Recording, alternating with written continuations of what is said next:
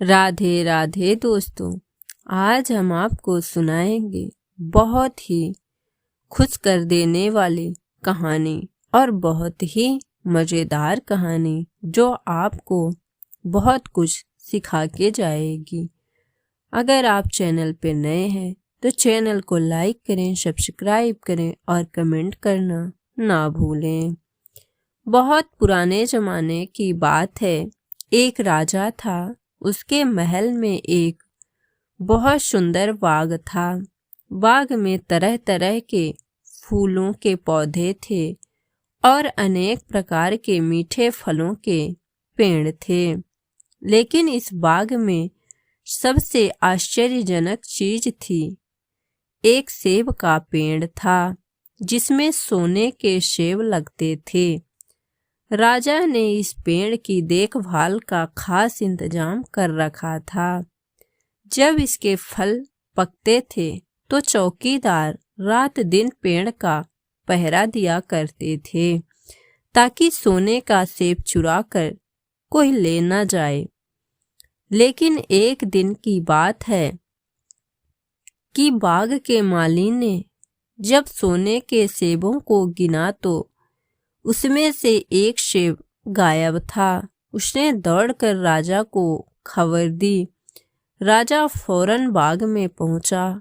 उसे यह देखकर बड़ा आश्चर्य हुआ कि देखभाल का इतना पक्का इंतजाम होने पर भी एक सेब किसी ने चुरा लिया। उसने ऐलान किया कि कोई सोने के सेब को चुराने वाले चोर का पता देगा, उसे इनाम दिया जाएगा। सबसे बड़े राजकुमार ने राजा से कहा कि रात में वह पहरा देगा और चोर को पकड़ने की कोशिश करेगा। राजा ने उसको इसकी इजाज़त दे दी। बड़ा राजकुमार रात में पहरा देने लगा, लेकिन 2 घंटे बाद ही उसे नींद आ गई और वह सो गया। सुबह उठकर जब उसने सेबों को गिना तो वह देखकर चकित रह गया कि रात भर में एक और सेब गायब हो गया था। इसके बाद दूसरी रात को मझले राजकुमार ने पहरा देने का काम संभाला। उसे भी नींद आ गई और तीसरी सेब चोरी हो गई। राजा बहुत चिंतित था। दरबारियों की भी समझ में नहीं आ रहा था कि क्या किया जाए। सब लोग उदास बैठे थे कि इतने में सबसे छोटा राजकुमार आया और उसने कहा कि आज की रात मैं पहरा दूंगा और चोर को पकड़ूंगा। राजा इस राजकुमार से खुश नहीं रहता था। वह उसे मूर्ख भी मानता था। उसने उसे डांटते हुए कहा, तुम क्या समझते हो? क्या तुम्हें इसमें सफलता मिलेगी? तुमसे बड़े और तुमसे ज्यादा समझदार दोनों राजकुमार इस काम में असफल हो चुके हैं। तुम जाओ, अपना काम करो। लेकिन छोटा राजकुमार नहीं माना। उसने राजा से प्रार्थना की कि उसे एक मौका जरूर दिया जाए। अंत में राजा राजी हो गया। राजकुमार रात में पहरा देने लगा। उसने तय किया कि वह किसी भी हालत में नहीं सोएगा और चोर को जरूर पकड़ेगा।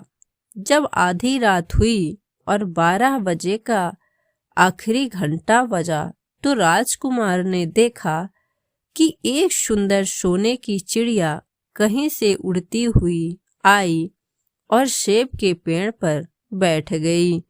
उसने देखते देखते सोने का एक सेब तोड़कर अपनी चोंच में पकड़ लिया।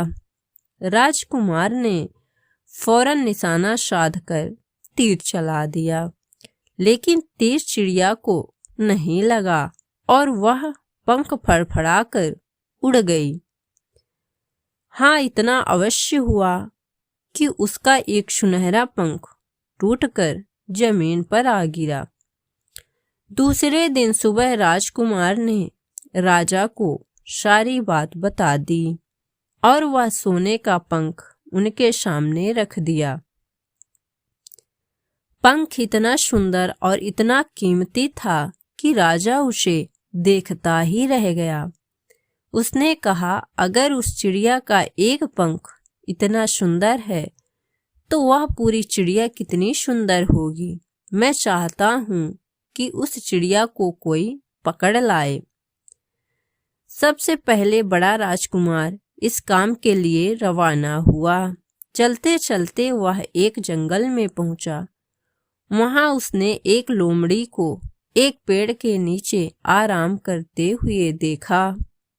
राजकुमार ने मौका देखकर तीर अपने धनुष पर चढ़ा लिया। वह तीर छोड़ने ही जा रहा था कि लोमड़ी ने चिल्लाकर कहा, राजकुमार, मुझे मत मारो। मुझे पता है कि तुम सोने की चिड़िया की खोज में निकले हो। तुम मेरी राय मानो तो तुम्हारा काम जल्दी ही पूरा हो जाएगा। तुम इसी रास्ते से सीधे चले जाओ। शाम होने पर तुम एक गांव में पहुंचोगे। वहां तुम्हें आमने सामने 2 सराएं मिलेंगी। एक सराय खूब सजी सजाई और सुंदर सी होगी, लेकिन तुम उसमें मत ठहरना। तुम उसके सामने वाली दूसरी सराय में ठहरना, जो बहुत मामूली और देखने में भी भद्दी सी होगी। ऐसा करने पर तुम्हारा काम आसानी से पूरा हो जाएगा। लोमड़ी की बात सुनकर राजकुमार को हंसी आ गई। उसने डांट कर कहा, भाग जा यहाँ से, मुझे तुम्हारी सलाह की जरूरत नहीं है। यह कहकर उसने तीर छोड़ दिया, लेकिन लोमड़ी बहुत चालाक थी। वह बचकर निकल भागी। राजकुमार आगे चलता गया। शाम को जब वह एक गांव में पहुंचा तो उसने देखा कि वहां सड़क के किनारे सचमुच 2 सराएं थीं। उनमें से एक सराय खूब सजी थी और उसके अंदर से लोगों के नाचने गाने की आवाजें आ रही थी। दूसरी सराय भद्दी सी थी और वहां अंधेरा घिरा हुआ था। राजकुमार सजी सजाई सराय में ठहर गया। थोड़ी देर में वह भूल गया कि वह असल में सोने की चिड़िया की खोज में निकला था। उधर जब काफी समय बीत गया और बड़ा राजकुमार नहीं लौटा तो मझला राजकुमार सोने की चिड़िया की खोज में चल पड़ा। वह भी उसी तरह चलते चलते जंगल में पहुंचा तो वही लोमड़ी उसे भी मिली। इस राजकुमार ने भी लोमड़ी की बात पर कोई ध्यान नहीं दिया। जब वह शाम को उस गांव में पहुंचा तो बड़े राजकुमार की तरह सजी सजाई सराय में ठहरा। वहां के नाच रंग में मस्त होकर वह भी अपना काम भूल गया। यहाँ तक कि उसे घर लौटने की भी सुध ना रही। अंत में सबसे छोटे राजकुमार ने राजा से कहा कि मैं सोने की चिड़िया की खोज में जाऊंगा। राजा को विश्वास था कि जब उससे बड़े दोनों राजकुमार इस काम में सफल नहीं हुए तो इसे और भी सफलता नहीं मिलेगी। लेकिन उसके जिद पर करने पर राजा ने उसे इजाजत दे दी। छोटा राजकुमार तैयार होकर सोने की चिड़िया की खोज में निकला। जंगल में उसे भी लोमड़ी मिली। राजकुमार ने लोमड़ी की बात को ध्यान से सुना और लोमड़ी से कहा, ठीक है, तुम जैसे कह रही हो मैं वैसा ही करूंगा। अब तुम जाओ, मैं तुम्हें नहीं मारूंगा। इस पर लोमड़ी खुश होकर बोली, तुम सबसे अच्छे लड़के मालूम होते हो। तुमने मेरी बात का मजाक नहीं उड़ाया और मुझ पर तीर नहीं चलाया। मैं तुमसे खुश हूँ और तुम्हारी मदद करूंगी। आओ तुम मेरी पूंछ पर बैठ जाओ, मैं तुम्हें उस सराय तक पहुंचा देती हूँ।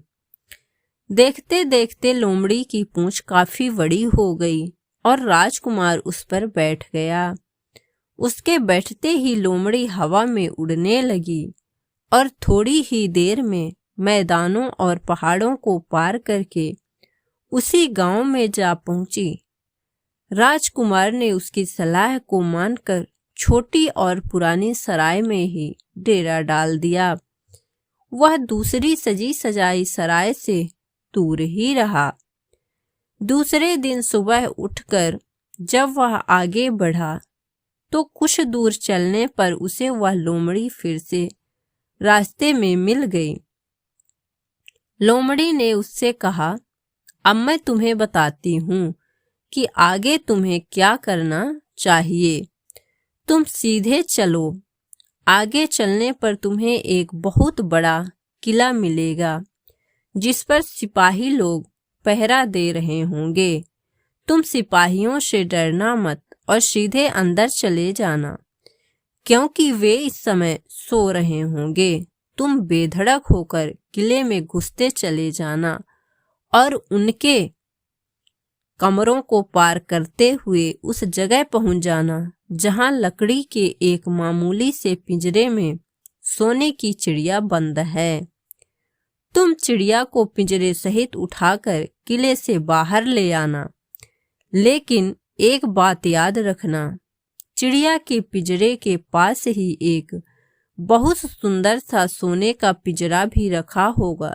तुम भूल कर भी चिड़िया को उस पिंजरे में मत रखना, मगर तुम उसे लकड़ी के पिंजरे में से निकालकर सोने के पिंजरे में रखने की कोशिश करोगे तो बाद में पछताओगे। यह कहकर लोमड़ी ने राजकुमार को फिर से अपनी पूंछ पर बिठाया और थोड़ी ही देर में उसको किले के पास पहुंचा दिया। राजकुमार ने किले के पास जाकर देखा कि सचमुच उसके पहरेदार सो रहे थे। वह बिना डरे सीधे महल में घुस गया और थोड़ी ही देर बाद वह उस कमरे में जा पहुंचा जहां सोने की चिड़िया एक पिंजरे में बैठी हुई थी। पिंजरे के पास ही सोने के 3 सेब पड़े हुए थे। इन सेबों को देखकर राजकुमार ने फौरन पहचान लिया कि ये सेब उसके पिता के बाग के ही थे। सोने की चिड़िया इतनी सुंदर थी कि राजकुमार उसको देखता ही रह गया। वह उसको उठाकर लाने वाला ही था कि उसकी नजर पास ही पड़े एक सुंदर से पिंजरे पर पड़ी। वह पिंजरा बहुत सुंदर था और उसमें तरह तरह के कीमती पत्थर जड़े हुए थे। सोने की चिड़िया के लिए वही पिंजरा ठीक मालूम पड़ता था। राजकुमार लोमड़ी की बात को भूल गया और उसने सोने की चिड़िया को लकड़ी के पिंजरे से निकालकर सोने के पिंजरे में बंद कर दिया। लेकिन नए पिंजरे में आते ही चिड़िया ने खूब जोर जोर से शोर मचाना शुरू कर दिया।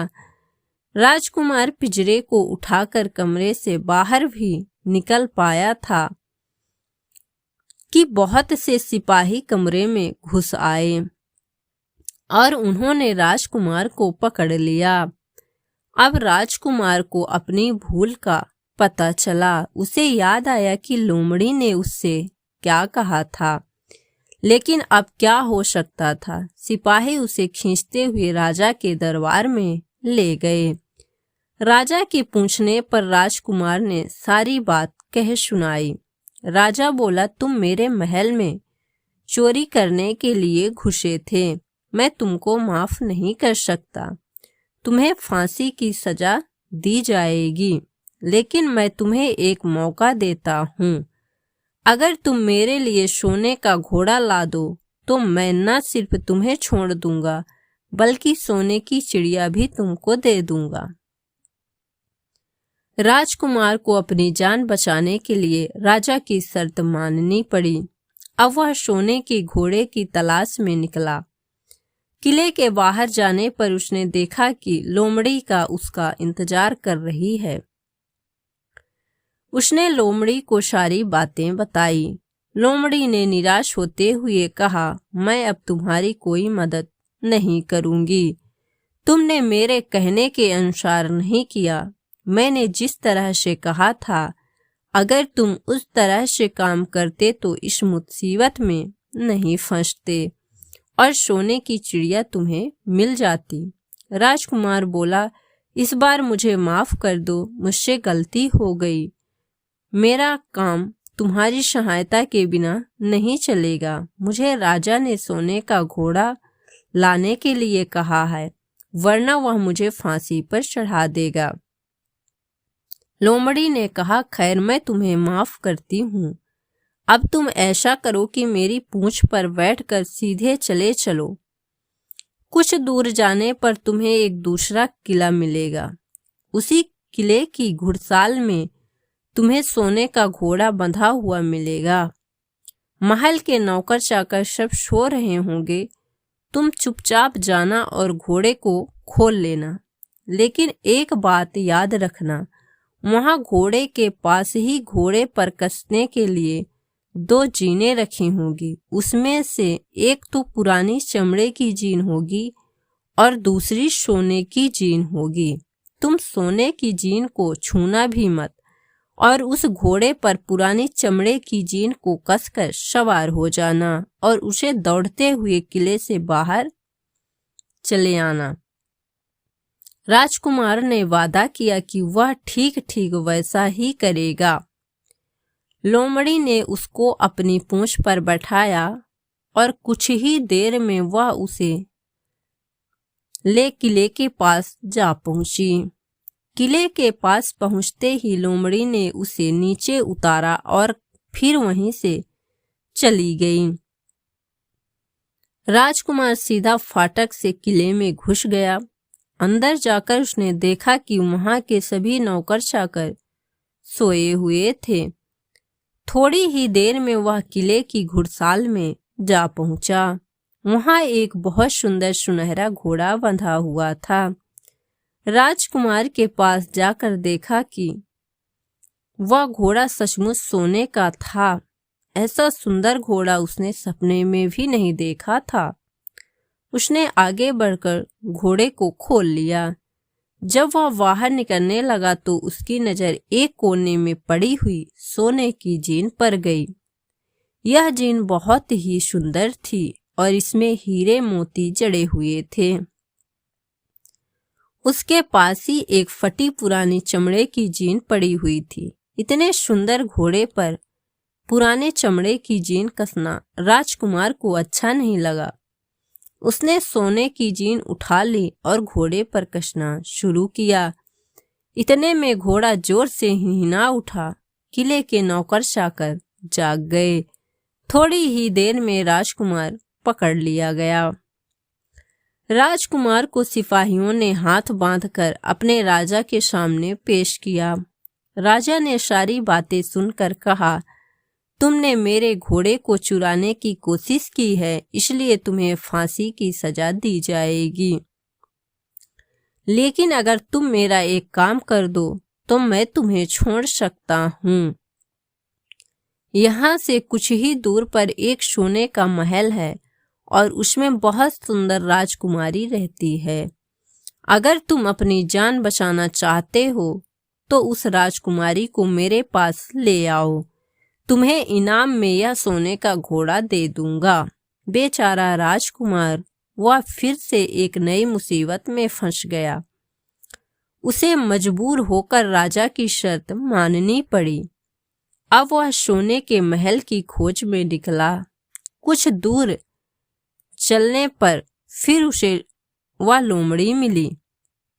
पता नहीं कैसे लोमड़ी को सारी बातें मालूम हो गई थी। वह बोली, देखो तुमने इस बार भी मेरी बात नहीं मानी। मेरी बात मान जाते तो यह नई मुसीबत तुम्हारे गले नहीं पड़ती। खैर मुझे तुम पर दया आ रही है, मैं तुम्हारी मदद करूंगी। चलो मैं तुमको सोने के महल के पास पहुंचा देती हूँ। तुम महल के बाहर ही कहीं पीछे छिपे रहना। जब उसमें से शाम को राजकुमारी तालाब में नहाने के लिए बाहर आए तो तुम आगे बढ़कर उसका हाथ पकड़ लेना। जैसे ही तुम उसको छुओगे राजकुमारी तुम्हारे साथ आने के लिए राजी हो जाएगी।